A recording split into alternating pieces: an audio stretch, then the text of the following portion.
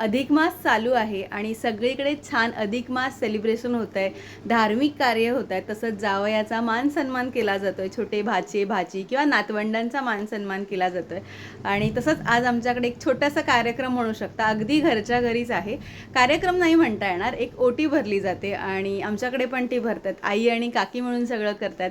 आईने त्याच्यासाठी छान छान आमच्यासाठी शॉपिंग केली होती, माझ्यासाठी, त्याच्यानंतर ताईसाठी, अभिदासाठी आणि तिच्या दोन्ही जावयांसाठी. त्याच्यामुळे छान आई आम्हाला ओवाळून वगैरे घेते. आईने साड्या, त्याच्यानंतर जोडवी, त्याच्यानंतर असं जावयांना जे काही आवडीचं असेल ते सगळं आईने केलं आहे आणि अनारसे वगैरे आणलेले आहेत. त्याच्यानंतर सगळ्या काकींनी छान ओवाळून वगैरे घेतलं. सुषमा काकी, विद्या काकींनी, त्यांनी पण छान मला साड्या घेतल्या, छान छान साडीने ओटी भरली. आणि हे जे काही पूर्ण डेकोरेशन दिसतंय हे सगळं ताई, अभिदा, त्याच्यानंतर सिद्धी, सृष्टी ह्या चौघींनी मिळून केलेलं आहे.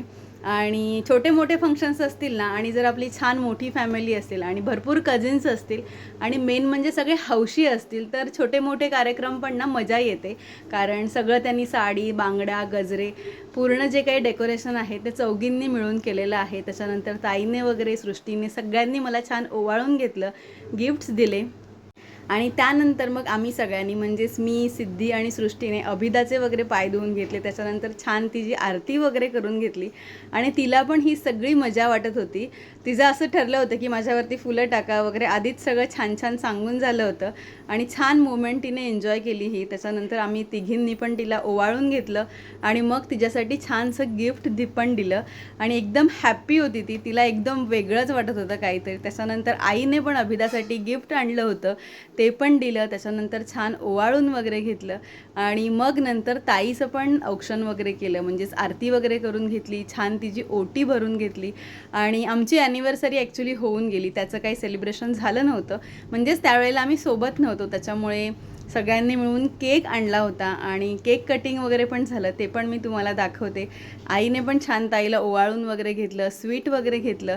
आणि हीच खरी मजा असते फॅमिलीची, कारण सगळेजण येऊन असे छोटे मोठे कार्यक्रम सेलिब्रेट केले किंवा छान मजा येते सगळ्यांसोबत. आणि असे छान छान आम्ही फोटोज काढले, व्हिडिओज काढले. त्याच्यानंतर ॲनिव्हर्सरीचं सुंदर सेलिब्रेशन झालं आणि मग जेवणामध्ये आमच्याकडे पावभाजी होती, कारण दुपारी खूप हेवी जेवण झालं होतं. त्याच्यामुळे पावभाजी, छान स्वीटमध्ये मोदक होते, केक होता. असं छोटंसं आमचं सेलिब्रेशन झालं. तुम्हाला कसं वाटलं मला नक्की सांगा. Thank you so much.